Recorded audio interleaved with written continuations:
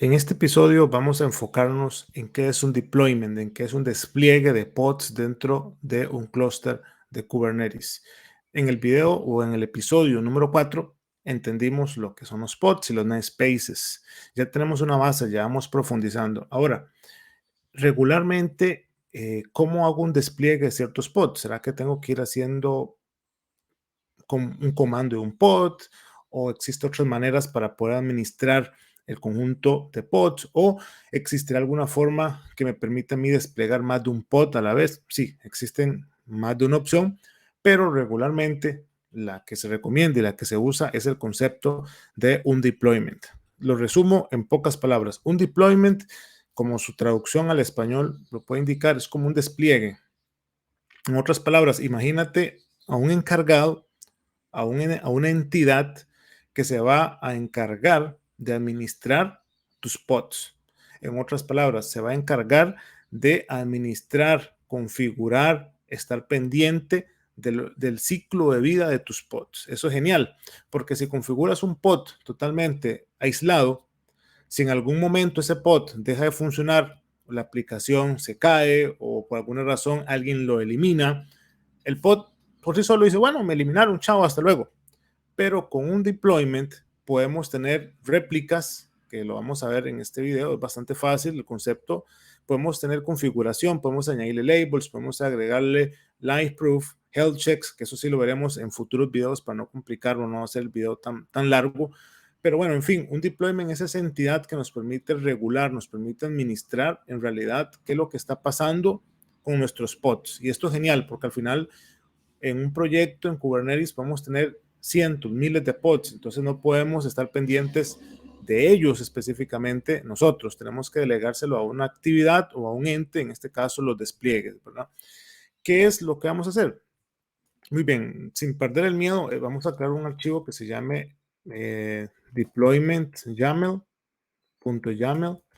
y no hay que tenerle miedo a la consola, ¿verdad? De nuevo, usted puede crear esto como usted guste. Usted puede crear esto, así como lo estoy haciendo yo, en una terminal, en su Visual Studio Code, en algún editor, blog de notas, es indiferente. Solamente estar seguro y estar segura dónde se encuentra o en qué contexto estará, que ese es el quinto episodio y ya usted debería entender el concepto de contextos de Kubernetes. Tengan cuidado siempre, tengan cuidado, ¿verdad? Que no vayan a aplicar sus demos en producción o algún otro ambiente, siempre tengan cuidado. Este es como el template. Ahora, existen comandos que nos permiten correr ese es un hint que le doy. Existen comandos kubectl que te permiten crear los deployments.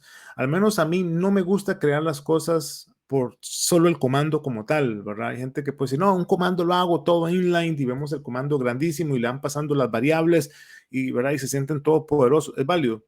A mí me gusta más la forma declarativa, en este caso los YAMLs. ¿Por qué? Porque es más fácil de mantener. En un proyecto regularmente vas a poder ver que todo la mayoría de cosas están en YAMLs.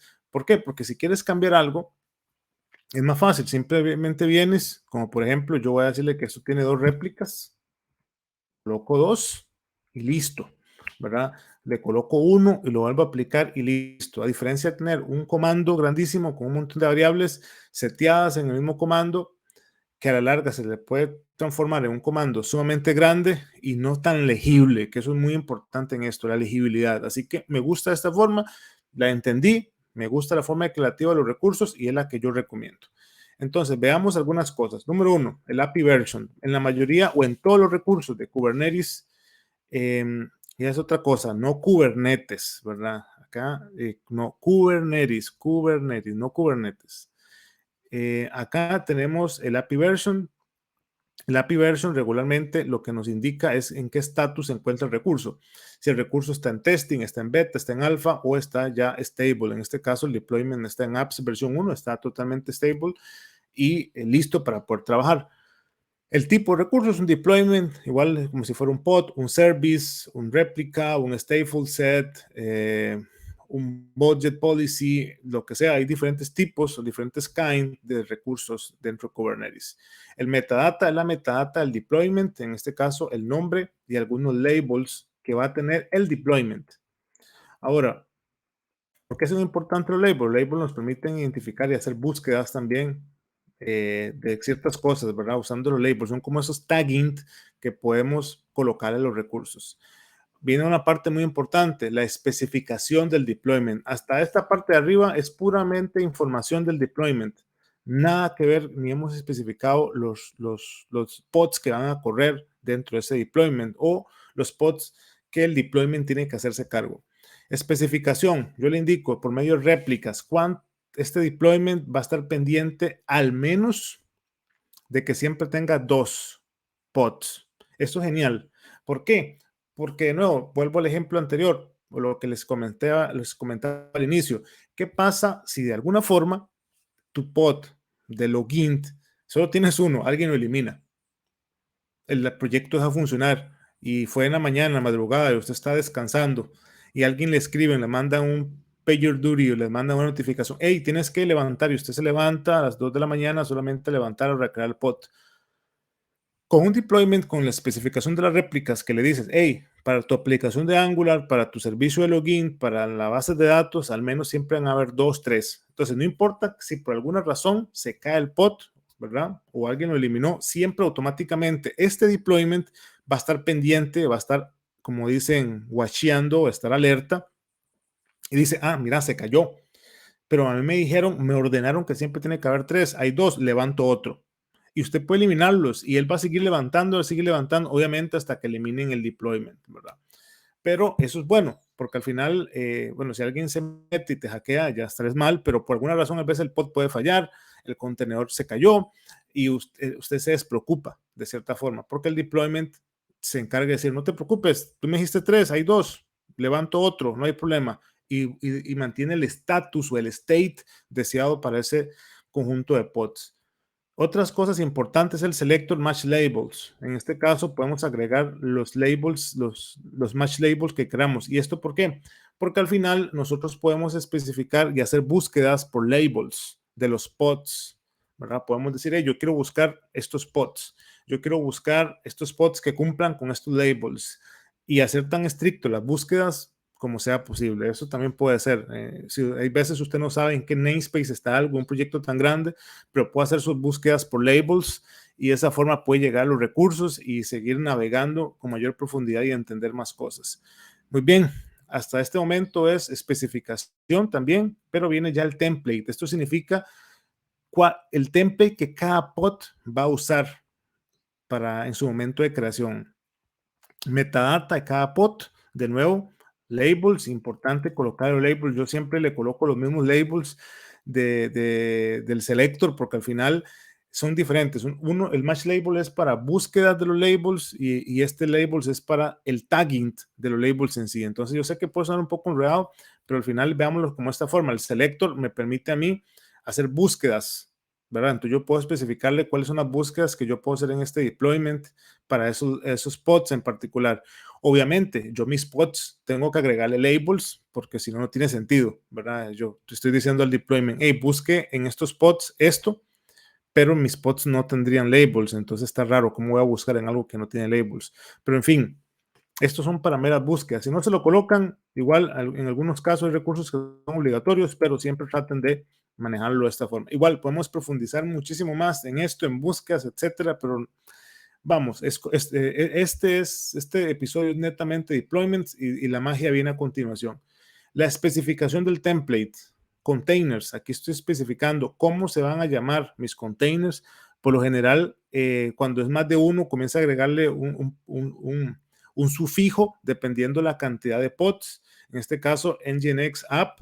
La imagen de Nginx, en este caso, como no le estoy colocando una versión, que la puedo colocar con 2 puntos, V, por ejemplo, V12.3, o en este caso, como no se le colocó versión, está usando la ley. Importante, el puerto. Cada uno de los contenedores necesitan exponerse en un puerto, ¿verdad? Entonces, en este caso, el container port es el 80, el Nginx es el puerto 80 que va a exponer y en el cual va a correr. Estos son puros fundamentos de containers que también, si no tienes mucha idea de qué es un container, pues acá en el canal también hay videos de eso, así que te invito a que puedas complementar, ¿verdad? Pero si llegaste hasta Kubernetes es porque tienes una noción de contenedores, pero si no, te invito a que vayamos, retrocedamos un poco y aprendamos los fundamentos de un container. En este caso, el container es el puerto 80, es decir, todos los pods que se van a crear van a ser accesibles dentro del clúster, dentro del namespace, y esta es la pregunta que les hago ahí y no se la voy a contestar porque probablemente ustedes ya vieron el episodio anterior, y si no, y si tienen la idea, pues van a entenderla. ¿En qué namespace se encuentra este deployment? No le estoy colocando, entonces existe algo, y cuando no le coloco el namespace, hay algo que pasa ahí. Entonces, todos estos pods se van a crear en ese namespace en particular dentro del puerto 80. ¿Ok? Entonces, ya estamos listos. Yo voy a salvar. Listo. Y voy a hacer un kubectl apply -f de deployment. Esperamos, dice que el deployment con el nombre que le especificamos en Nginx demo fue creado y ya puedo comenzar a ver mis pods. Acá estamos viendo los sufijos que comienza a agregarles. Vean que los nombres de los pods siempre son los mismos. Vean que hay 2 pods y están en status running. Fueron creados hace 9 segundos. Y ahí son, ¿verdad? Así continuamente va a pasar. Va a especificar la edad de esos pods y si han sido reiniciados o no. Hay veces pasa que son reiniciados por alguna razón. Ahora, quiero ver la importancia de los labels, ¿verdad? Porque al final, ¿qué gano? Vamos a ver, kubectl, vamos a mostrarle otro comando que se llama show labels. Estos son como comandos options que podemos agregar y me muestran la diferencia de los labels. Me dice cuáles son los labels que tiene asignados. Este pop template hash es algo que se lo pone el mismo Kubernetes o las versiones como para indicar cuál es el hashing del template del pod que se está usando. Pero, muy bien, ¿qué pasa si yo digo kubectl get pods, hagamos una búsqueda selector de quién? De App Nginx. Me tira los 2 que existen. Eso es cool, ¿verdad? Me tira los 2 que existen. Entonces, de esa forma yo también puedo entender y ver un poco, hacer búsquedas de si yo no tengo idea o no tengo información de qué pod debo usar, solo me dicen, mira, busque los pods que tengan estos labels. Usted puede buscarlos acá sin ningún problema. ¿Qué pasa? Yo le coloco un nombre que no existe. Listo, me dice que no existen esos pods regularmente con ese selector dentro del default namespace. De nuevo, si estos pods existieran en otro namespace, tendríamos que buscarlos indicando el namespace. Episodio número 4, por si no has visto. Acá tenemos esta funcionalidad. Vemos que nuestros pods están funcionando. Vemos que están vivos. Y bueno, me da curiosidad un poco de explicarles rápidamente la función de las réplicas. Bueno, me ganó la curiosidad. Entonces, kubectl delete. Más, quiero hacerlo visual. Pero usted quiere eliminar un pod, ya sabemos cómo hacerlo. Delete pod. Colocamos el nombre del pod y listo. Y si está, dependiendo si está en otro namespace, lo especificamos. Pero quiero verlo.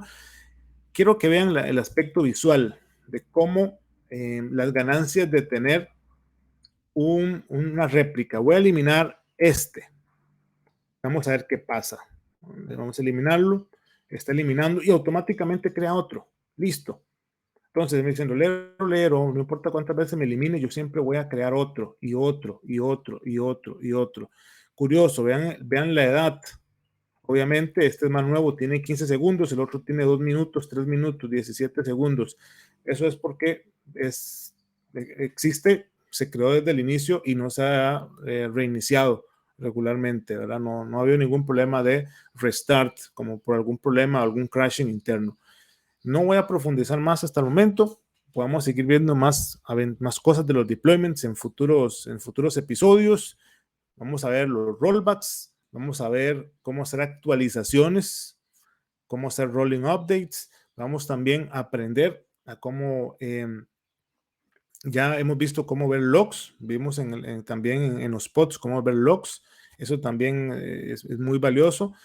Y también los health checks, health proof y otras cosas poco a poco que los deployments tienen, ¿verdad? Que son cosas bastante interesantes y útiles que podemos sacar.